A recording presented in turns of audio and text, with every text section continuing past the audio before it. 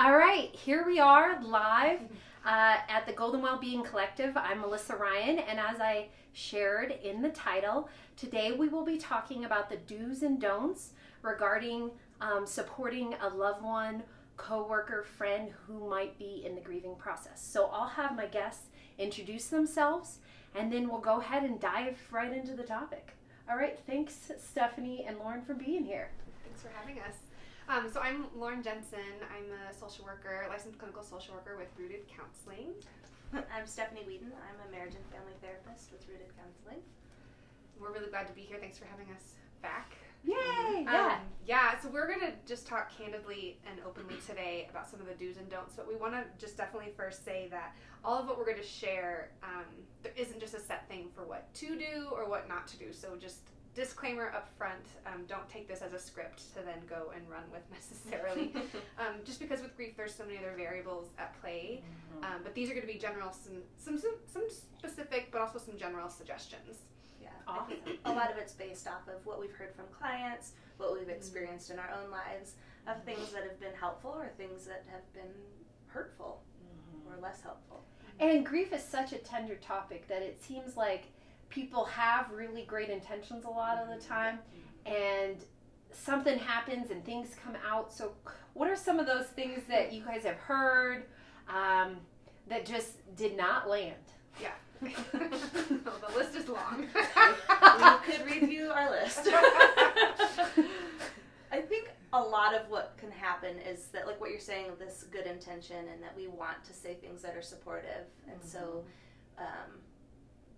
some of the things that get said are like, they're in a better place now, thinking of death loss. Like, they're in a better place now. And for the griever, it feels like, no, they're not in a better place. Their place here with me was the right place. And so sometimes those things that feel harmless to say and feel positive, like, yes, maybe they're not suffering anymore. Or if you believe in a heaven, then that feels like a better place. But for the griever, that feels hurtful because that doesn't feel positive to them. Or supportive to where they're at. Yes. Okay. Yeah, and something else too, obviously all of us have said the wrong thing, right? Like, even as therapists, we have said the wrong thing. Like, it's okay to know that you're going to say something, maybe that after you say it, you realize, I wish I could take that back, or that sounded so not the way I meant, or insensitive, or that it was like, just you're like, that was a stupid thing to say. But like, also part of what the do's and don'ts are is like catching ourselves and then recovering a little bit from that. But something else that can be a little bit hard is anything that's having expectations on that person, like, well, at least you da da da da da, or you should be da da da da. So like, at least you had a nice long good life together. Like, ouch, like that can still kind of hurt. Or like, you should be grateful that you're alive and that you're doing okay. Where it can kind of shame the griever, and it's placing an expectation on them of how they should be, or at least what they should be grateful for, when in fact that might not even be relevant. And so then the person might already be feeling rough and alone, and now this other person's bid for connection just led to the griever feeling more disconnected. Yeah. And what is the impact of that? If a griever is like, gosh, I'm getting this feedback and it is not landing, like, what are people likely going to do in response? I mean, it continues to create a separation when the good intention of a supporting friend or family member falls short. Then the griever feels either like they're grieving wrong, maybe that they should be in a better place or doing better than they are, or they stop seeking support because it feels uncomfortable, it doesn't feel safe anymore, and so they stop asking for support. And so then they become, I mean, that's one of the things, grief can be really isolating in and of itself. Yeah. And so then they become more isolated, more disconnected, and that just,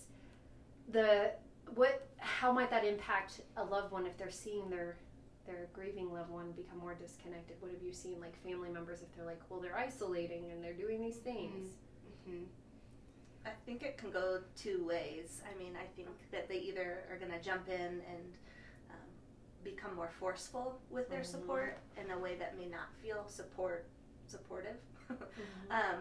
Or I think what we've experienced in our own lives is a increased distancing. Mm-hmm. So the friend or the supporter, we'll call them the supporter, feels this disconnect.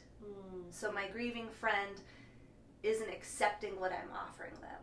So then why am I going to keep going to them? Why am I going to keep providing support? And it's not necessarily something that we're consciously choosing, because when we think about it, we wouldn't say something like that, hopefully. But we feel like as the supporter, maybe our feelings get hurt. Like my grieving friend doesn't want my help. Or is still grieving and was in a bad mood, or is always in a bad mood and sad, and so I don't want to keep showing up for that because I don't know what to do. And so then there becomes this distancing. And it's where you can have more and more incremental distance. Yeah, which in and of itself can make the grieving process hard and more painful and more lonely, because so much pain is hard to manage all on your own. And not that a friend or a family has to know all the right things to say or do, but when there's something that doesn't quite go the right way or well, and there's more distance and separation, that just like leaves the grief just almost heavier to carry. Yeah, because then you feel like you're carrying it all alone. Right. Yeah. And I think what often happens with that also is that as a supporter, we say things like, how can I help you? What can I do to support you? How can I make you feel better? What do you need? And as the griever, typically it's like, I have no idea. I don't Stop know what I asking need. me that. I'm sad and I don't know what these feelings are. I don't know what's normal. I feel crazy. I can't even see straight anymore. Everything's foggy, overwhelmed. And that in itself is crazy making, because it doesn't make sense. We don't know if it's right or wrong as the griever. And so when somebody's asking for direction from us as the griever, it's like, I don't know what I need. I wish I could tell you what I need, but I have no idea. And that can be confusing, because as supporters, we want to fix the problem. And grief is really tricky because it can't be fixed by another person. And so it's hard to sit and watch somebody in pain or somebody going through grief as a friend or supporter, because we can't do anything, really. I mean, we can't go in, we can't cook you a meal and fix it. We can't say the right thing and fix it. It's just a process that takes time, like we talked about in our last video with you. But just knowing that sometimes we need to maybe find out what the need is on our own. Knowing, like, if it's a mother who lost her husband and there's children. Okay, what would a mother need for help with children? And thinking about different tasks that might be helpful. And then offering specifics. Can I take your children? Can I do this? Can I, giving some specific ideas.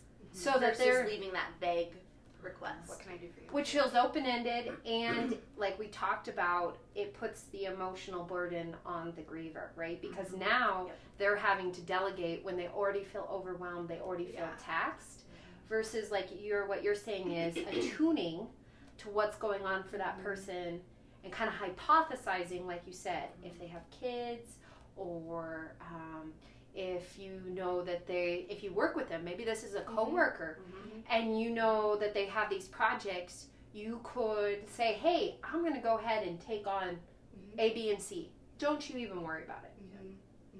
What would you add to that, Lauren? No, I'm just thinking, like, sometimes it's just really simple, concrete things, and even just thinking, I've had other clients say something about, my neighbor would just go to the grocery store and bring me groceries and leave them and ask me what I wanted, or maybe not even ask, but sometimes ask, but like, I got you these things and I'm leaving them on your doorstep. We don't have to even interact. Pick them up and take them when you're ready.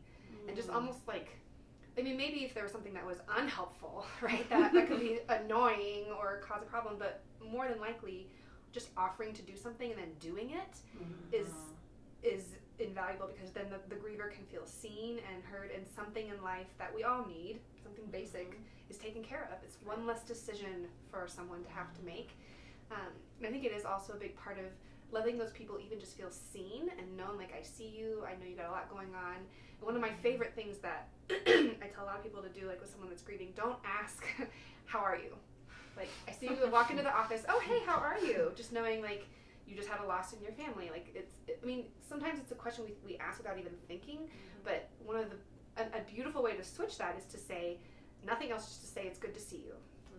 It's good to see you today. So you're not asking me you to tell me how are you, or you maybe could give me a fake answer just to stop the conversation, or you end up being like, actually, I'm not okay, but I don't want to talk about this, and how dare you ask me?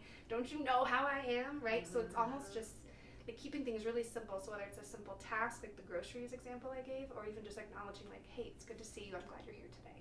Yeah, and just acknowledging too, like, you know, I had a colleague, I'm in a consultation group, and they're in grief, and they were like, well, I might be able to, they had lost a family member, I might be able to come to this meeting or not, I'll let you know. And I was like, you don't even need to let me know. Like, don't even put forth that effort. Like, if you come, great, we'll have a supportive space for you, and if you can't come, that means you're taking care of yourself. At least that's what I'm hoping. I'm hoping you're pausing and doing what you need for yourself, and don't use that hour and a half in a way that feels nourishing. And I would add, and give yourself permission as the griever or as the supporter, like, for last minute decisions to be made. Like, maybe that person says, I want to go, but all of a sudden 5 minutes before I realize, nope, can't do it, not right now. And that there's just full permission to make a change. I know there's limits to that with work or other responsibilities in life, but if and when it's possible to give that extension of grace, like, you don't have to come, but also you can decide in the moment. Or if you come and you need to leave, you can leave.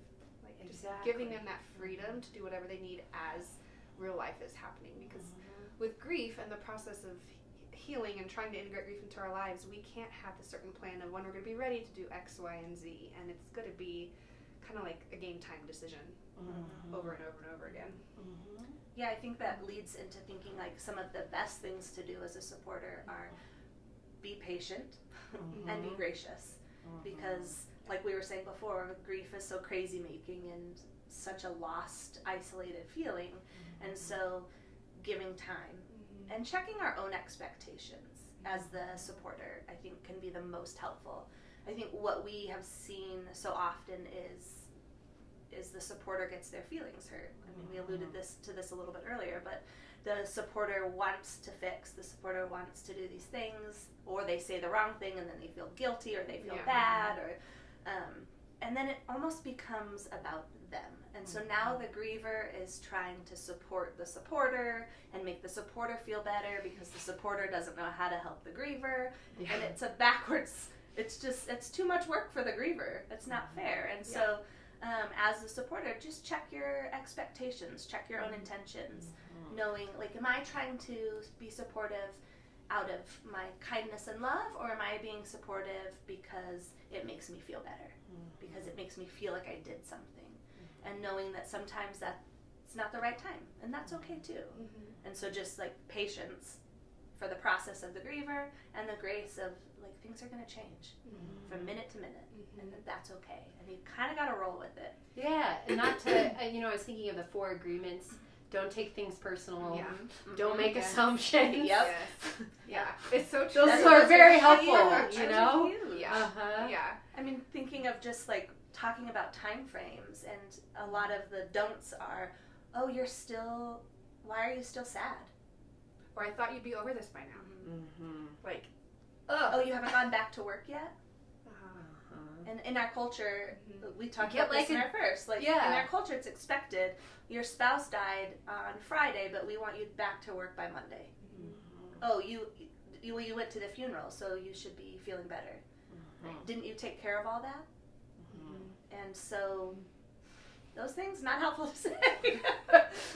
No. Those things don't make people feel better, because that's, again, our expectation of, like, and also like our lack of understanding of what grief is, and that it is not a quick fix, and that when we have buried someone, that doesn't mean that the grief has stopped.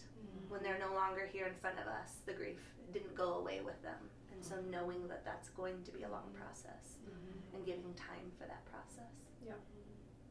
Well, even thinking about, I know we're focusing primarily on the loss and like the death of someone, but also different things in our life or different changes that could be grief related. So even whether it's loss of a job or a divorce or, bless you, or other things that might, again, like there can be these set expectations from our culture and others of when things should be quote unquote better.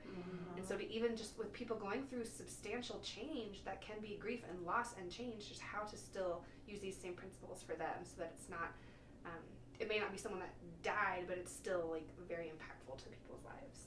And once you say too, I was thinking about like a lot of times, this is what I've noticed in my clients and in myself, you don't start to recognize the grief till the event has already passed or the transition has already taken place. Or like I've had clients who had like a surgery and then they went through PT and they had all this physical recovery and they didn't start feeling the emotional effects till like 6 months, a year and a half after the event or situation. Yeah, and that doesn't mean anything is wrong with them. It's just sometimes how it works. And so it doesn't mean like shame on you, you should have grieved sooner or grieved more efficiently, right? Like that's just that. That's not a thing. And it's just, I think that's what is so hard with grief is that there's so much that is beyond our control. And so you're on, maybe we said this last time, like you're on this train and the train doesn't get off when you want to get off. Like you are on it and it's going to take its course and the course will be what it will be and it will be unique for each person. And there might change directions en route, right? But you are on it and you can't rush it. Obviously, like if things are lasting years and years and years and you can't do certain normal things to function and live your life, then yes, we want to have more support, right? But there is this sense of like, let go of the timeline, let go of the expectations of just how it should be. And the control factor is just knowing that your body will want to go through the process as it's ready to. Which is uncomfortable, right? To not get to like dictate it all and like to have it be just a certain way because we like that. Yeah, I like that sense of control. Yeah, especially about our emotions and our ability to think clearly. And so when we're grieving and are unable to have access to those things or control those things, where it's just like being in chaos. And how can we tell others what we need when we're feeling like so unsure of ourselves? And then when people are asking and they're like, well, you just reminded me that I still don't know what's going on. Like I still feel very I would like confused. to be better by now. Yes. That brings up something too that we hear a lot of people are afraid to ask the grieving person, like how are you feeling today or how's it going? Like I'm thinking of you, just afraid of even bringing it up for fear that I don't want to remind them of what's been so hard in their lives. And oh my gosh, like, I mean, again, take it with a grain of salt. Not everything is applicable for everyone, but it's okay to acknowledge what happened. And in fact, it's better to, I would say. Acknowledge the person who died by name. Say you're thinking of them too. By you bringing it up to say, hey, I know you've had this loss. I know your health, this surgery, that miscarriage, whatever. Like, I've just been thinking of you with that. And that doesn't mean you're going to then make them think about it again for the first time and it's going to wreck their day. Maybe it will. But oftentimes what we've experienced and learned with our clients and just in our own experience too is that saying nothing sometimes is really, really hard. Like not in the sense of not acknowledging anything is really, really painful and kind of leads to that disconnection we spoke of earlier. So sometimes as the supporter we're afraid to bring it up, like I don't know what to say. But even just saying that, I don't know what to say, but I'm thinking of you and I recognize so-and-so died and I'm thinking of you with what I know what's happened and that's it. Like that can be really powerful because you're naming it and that there's something with that where then you can join with that person, be like they didn't forget too, like they're with me in this too, even if you don't know what else to say. Like that can be a starting point. And since you're not asking a question, you're not putting it on the griever, right? If you just name like, I know this is a hard time, or you know, if just knowing what's going on contextually in the culture, and if something's related to something going on with a loved one, reaching out and saying, hey, I know this happened in our culture today and I imagine it could be a rough day for you, so I'm sending you supportive thoughts. Totally. It's always better to venture out and say, hey, I'm thinking of you, or if you're with the person, you know, I'm sorry for your loss, or I'm sorry to hear about ... than it is to pretend it didn't happen. Yes. Because again, as the supporter, it's the idea of checking our expectations or checking our own intentions. As the supporter, if I'm too afraid of making Lauren cry, or that Lauren might cry because I mentioned something she's experiencing, that's about protecting myself and not protecting my friend who is grieving or who's going through a hard time. And so to remember that like, like what Lauren was saying, it's so important to acknowledge, because that's what keeps the griever from feeling so isolated. So even if especially if you don't know what to say, don't not say anything. Just the simple basics of, I'm sorry. I'm thinking of you. I'm thinking of your experience or your loss. Yeah, and I think, and not for everybody, but there can be a big power. It can be really powerful to mention the person's name who died and say, I'm thinking of Joe. I'm thinking of Mary, and I miss them too, if you knew them. And if you don't, you can say something else or nothing at all, but it's not going to be, often it's not going to be re-triggering or traumatizing to hear the person's name. Usually people that have lost someone, they want that person's name to be said. They miss the person, and they want to hear that. Even their name is powerful. But that's keeps the memory of that person alive and honors that person. Absolutely. Sorry to cut you off. No, you're good. You're good. And so something we haven't touched on, and maybe this is part of your dues, of like, let's get to that this part. maybe we could talk about some of the dues of like, this can it seems clear to me that grief seems like a very tender topic. It can feel like a very serious topic. And that's also not to say that humor can't be really helpful at times. And so you guys are shaking your head, you agree? Well, in the sense of that, even it can feel weird to the griever if something is funny, like, can I laugh at this? I don't know, is this embarrassing if I laugh? Will people judge me if I'm laughing? Or if the supporter says something funny, like, oh my god, I shouldn't have said that, where in fact some things are just funny. And I mean, kind of that adage of like, when something hard happens, you're either going to laugh or cry, or anything in between, right? Like, both are appropriate, and it's okay. And sometimes humor is a coping skill that we utilize and need. I think it can feel, some things maybe right after a significant loss aren't going to feel as funny, so maybe it's harder to laugh. But if you find yourself wanting to laugh, or something is funny, like, letting yourself do it without shame or judgment can be so helpful. But as the supporter, I mean, maybe you can speak more to this too, just like, because it can be hard, like, because if you have a really funny friend and they're like, I can't be myself around you, like, that can make the dynamics hard, but still we want people to be who they are with sensitivity.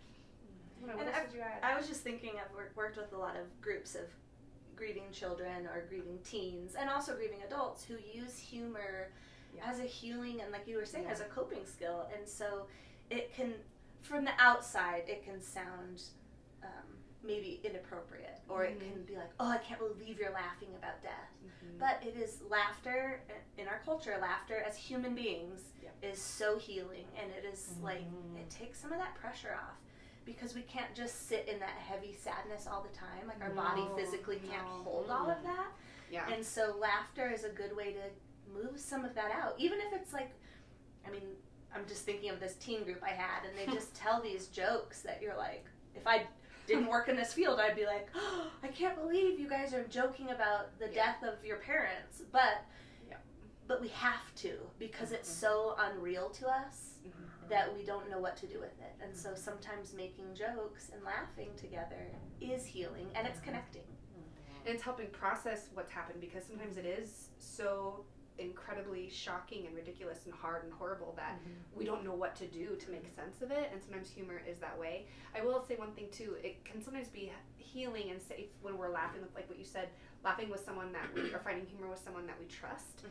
And so it can be in a group, but not everyone maybe will have that safety. So it is kind of finding the right pockets for that. Yes. But it's not something that's like unholy or wrong or like shaming to do. Like, it might come out and we can just roll with it, as awkward as it might be. And follow the lead of the griever. If they start laughing, use that as a sign that it's okay to bring it in. If they are offended, then that's when you take your step back and check in again. Like, okay, I realize that didn't work for you, or that probably was inappropriate. I'm sorry. Yes. Because again, we are human, and we are going to say and do the wrong thing. And that's something too we talked quite a bit about in preparing for this, just that we will all say do the wrong thing. That doesn't make you a bad friend, a bad partner, a bad coworker. But when you do, like, have the courage and bravery to say something about it, like, I'm sorry that came out wrong, or I can tell that wasn't helpful. Like, can I just let you know I really do care, and I want to say the right thing, even though I maybe don't always know how. Like, just I'm trying to figure out how to support you in the best way. Yep, and this is hard and I don't know what to do. Like those things can go such a long way because it shows the griever, like, I'm actively trying to be what you need. Yeah. It's, Gary Landreth has a saying, it's not about what you do, it's about what you do after what you did. Yeah. Yep. I use that a lot. I'm like, I say something, do something, I'm like, oh, shit. And then I was like, but it's not about what I do, it's about what I'm going to do next. Yeah. And so, expect not to have it all right the whole time. And I mean, grief is messy and uncomfortable, and so expect the griever to be walking through some things clunkily, and expect yourself as a supporter to do the same. And that's actually okay. Okay. I was just saying, with just a little bit of transparency, Lauren and I have had the honor of grieving together in our friendship, and has given us so much, I think, awareness of how to learn as friends about grief, because we both were new to grief, and so we were like, let's test the waters. And the thing that I think worked the best for us in our friendship was to check in with each other. I don't know what to do for you today. Do you have any ideas? Okay, no. Then I'll just do this thing. Or it's like, I don't know what I need from you. Can we just hang out in silence today? Can we just like watch a movie together? Can we had a garden plot.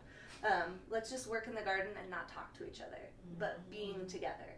And so, and we would check in. Oh, was that unhelpful that I said that? What have I said that's been helpful? And I'll say that again. And just tracking and learning, and it's okay to ask. And when you don't know, ask. And if the person that you're asking doesn't know the answer, that's okay too. Just roll with it. And those are hard concepts to live by because it feels uncomfortable. Well, because there's a lot of unknowns, and it's just constant unknowns. Like that, my biggest takeaway from these conversations is yes, there's some do's and don'ts, and there's a lot of unknowns. And I know that that's a real hard thing for us as humans. We just, I mean, just really any beings. They just, it's like the unknown is really scary. It is scary. And so that's what grief reminds us, that there's a lot of unknown in the world. And we may think we have it all together. And, you know, in our day-to-day, things feel under our control. And when grief is a powerful reminder that that's not really true. Well, when you think about, like, as a supporter, when we are feeling like we don't know what to do, grief is, I mean, there's so much vulnerability. And so thinking about how vulnerable the griever is in that like lack of control of life, and just like learning this whole new process that is not a part of our normal life is so vulnerable. And then as a supporter, we come in and we're like, wait, now I'm supposed to help you feel better, but I don't know what to do. That's also very vulnerable. And so knowing that that is going to be tender, and that it's okay that it is. Giving space for it to be this like learning kind of scary process will make it feel a little less scary. Totally. Awesome. So with the last like couple minutes, what would you want to make sure you cover as far as tips, insights for the audience around the do's and the don'ts? I was just looking up what we were thinking through, but I mean, if nothing else, like, this sometimes sounds cliche, but it's sometimes just better than nothing is to say, I'm sorry for your loss. Or I'm thinking of you. Like, just that real simple, basic, like, or I don't know what to say, and I'm just so sorry. I'm hurting with you, right? Like, those basic things that also indicate some connection, I think go a long, long way.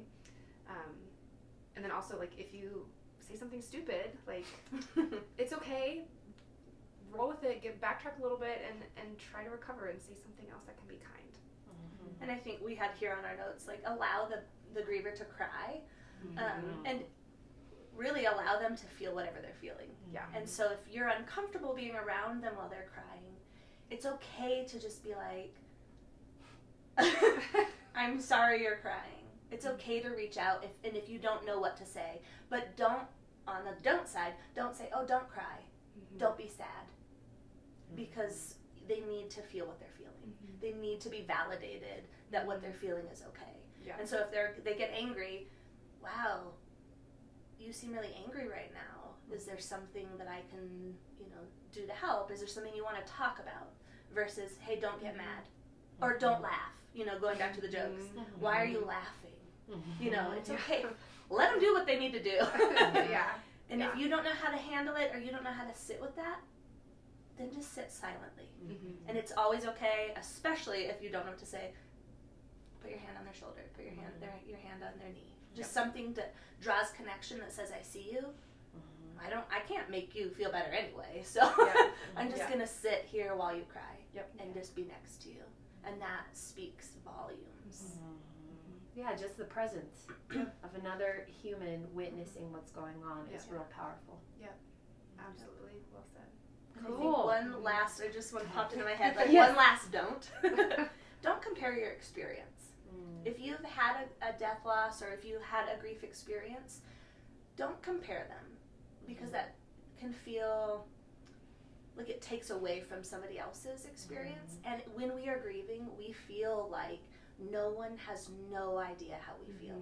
Yes, there are other people who have experienced similar loss or similar feelings, but they don't know exactly how I feel because they didn't have the same relationship with the deceased as I did, or they don't have the same emotional abilities that I do or don't have or whatever. And so it's just safer to not compare. And when we find ourselves wanting to say like, oh yeah, when my so-and-so died, I felt like this, that it's better to just say something like, I forgot what I was going to say. You might forget what you're going to say. And that is just part of it, right? That is part of it. It is. I just wanted to make that example that it's okay to forget. Perfect. You nailed it. No, what was I there? That it's just okay to say something of like, I know that you are feeling hurt right now, or you're feeling sad right now, and acknowledging what they're feeling versus saying, oh, I too have felt that way before. Yes. Or whatever else I was going to say. Yeah, and there's a ton of resources and things online. One website that we love a lot, if you want to learn more, is called What's Your Grief? There's some great tips on there that are awesome and helpful and really clear, like good guidance, like if you want to learn more. And also, like, we're happy if even if you have questions or don't know what to do or where to begin, like we'd be happy just even give you some suggestions or pointers in the right direction. So yeah, definitely feel free to reach out to us, even just for some like little guidance. It doesn't have to be come to our office, but we're happy to always offer some support and ideas to not only those that are grieving, but the supporters, because that seems to be an area where we all need to learn and to educate ourselves. And we have some different books that are great for the supporters. How do I sit with a grieving person? How do I be friends with a grieving person? What do I say? What do I don't say? That kind of stuff. And just knowing that those resources exist can be really helpful. Yeah, it's huge. Well, thank you both for sharing your infinite wisdom and your humor, as I said. And I'll include your information like I did last time. So please do reach out to Stephanie or Lauren if you have any questions. You can message them. You have a Facebook page, right? So you can message them on Facebook or reach out to them via their website. We'll have their contact information. And I also invite you, if you know somebody that's grieving, or you have a friend or family member that's supporting somebody that's grieving, that you go ahead and share this video, because there's a lot of helpful content here, a lot of value that we want to see just get disseminated out into the world, because this is such a topic that people don't talk about. Yeah. Especially as we're approaching a Memorial Day. There's a lot on people's minds and hearts right now, so it's good timing. Yeah, it's great. Well, thank you Thanks, both. Melissa. Thank you. And take care, everyone.